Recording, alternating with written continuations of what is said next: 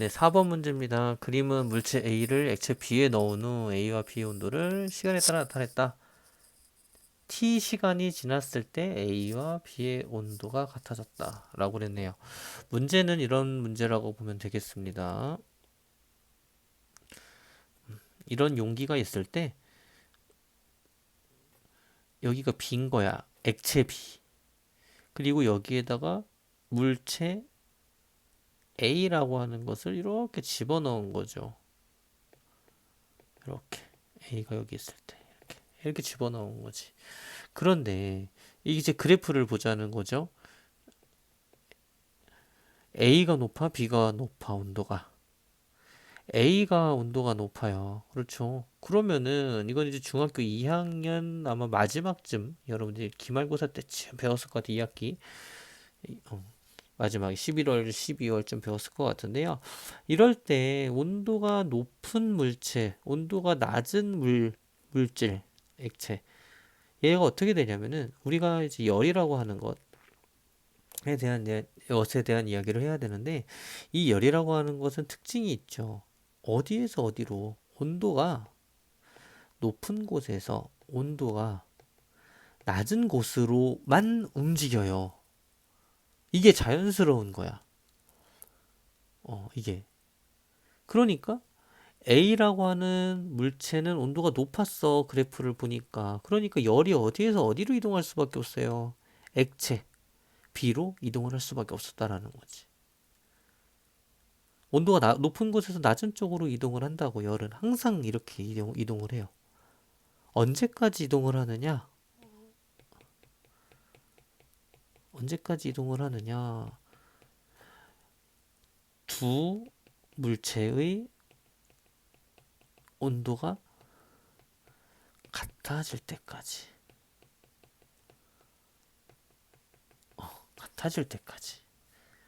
그러니까 이 두 물체의 온도가 같아질 때까지 열은 온도가 높은 곳에서 낮은 곳으로 움직이더라. 여기에서의 열은 결국은 에너지인데요. 열 에너지도 있고 운동 에너지도 있고 다 똑같은 에너지입니다. 그러면은 이때 이 두 물체의 온도가 같아질 때 이 순간을 우리가 뭐라고 이야기를 하냐면 열평형이라고 이야기를 해요. 열평형이라고 이야기를 합니다. 그럼 이것만 가지고 우리가 문제를 풀 수 있느냐 없느냐를 좀 봐야 될 텐데요. 일단은 보자 한번. 0부터 T시간까지 열은 어디에서 어디로 이동을 한다고 그랬어요. 열은 온도가 높은 곳에서 낮은 곳으로 이동을 한대. 근데 B가 온도가 높아, A가 높아. B가 온도가 높은 게 아니고 A가 온도가 높죠.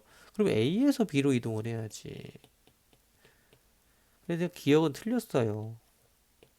다 틀렸네. 그럼 니은 디귿인데 니은은 무조건 맞겠네요. 디귿 보겠습니다. T 이후 A와 B는 서로 열평형 상태에 있다. 두 물체의 온도가 같아질 때까지 이 순간을 우리가 열평형이라고 이야기를 했고, 그리고 열은 온도가 높은 곳에서 낮은 곳으로 이동을 한다.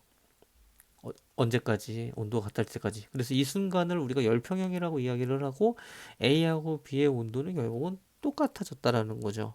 지금 그래프를 봤을 때 A는 온도가 내려가고 B는 온도가 올라가면서 똑같은 온도가 됐다. 그래서 이 상태를 열평형 상태라고 이야기를 하지. 그러면은 디귿은 맞아. 그럼 답은 이건 4번인데 니은을 한번 보죠. B의 입자 운동은 점점 활발해진다라고 그랬어요. 우리가 이제 일반적으로 입자들은요. 원자도 좋고 분자도 좋고 상관없습니다. 네, 어쨌든 입자라고 하면은 일반적으로 뭐랑 관련이 굉장히 깊냐면은 입자는 특히 입자 운동 두 가지랑 관련이 있어요. 첫 번째로는 입자의 온도, 두 번째는 입자의 질량과 관련이 있어요. 원자의 질량과 관련이 있다고 생각을 하면 돼. 그런데 여기에서는 그런 얘기 여러분들 안 배웠어요. 이거 안 배웠어. 이거 얘기 안 배웠어. 그러면은 이 입자 운동은 1학년 때도 사실은 우리가 이야기를 하는데 입자 운동은 언제 활발해지느냐? 결국은 온도가 올라갈 때 활발해지더라. 라고 하는 거지. 온도가 올라갈 때 활발해져요. 그러니까 여러분들 이런 거 아마 언젠가 봤을 수도 있는데 삼각 플라스크라고 하는 게 이렇게 있어.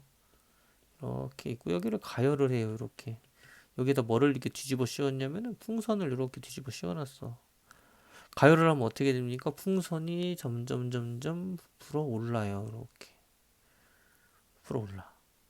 왜 부풀어 오르냐면은 결국은 온도가 올라가면서 입자 운동이 활발해진 거죠. 그러니까 더 밀어내는 거야. 공간을 확보하기 위해서. 10번 부딪히고 100번 부딪히는 겁니다. 그러면 공간이 늘어날 수밖에 없죠.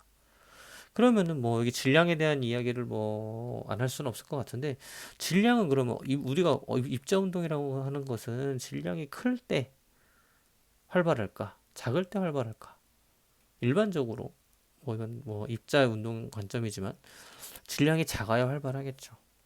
입자의 운동이 크면은 좀 우리가 좀 우리 사람도 약간 덩치 크면 좀 둔하다고 우리가 이미지가 좀 있잖아요. 물론 사람은 근육에 의해서 움직이니까 좀 상황이 다를 수는 있지만 일반적으로 질량이 크면 운동을 좀 못한다 생각을 하면 되겠습니다. 입자는. 그래서 이거를 우리가 알고 니은을 보면은 뭐 니은은 당연히 맞는 얘기라고 보면 되겠지.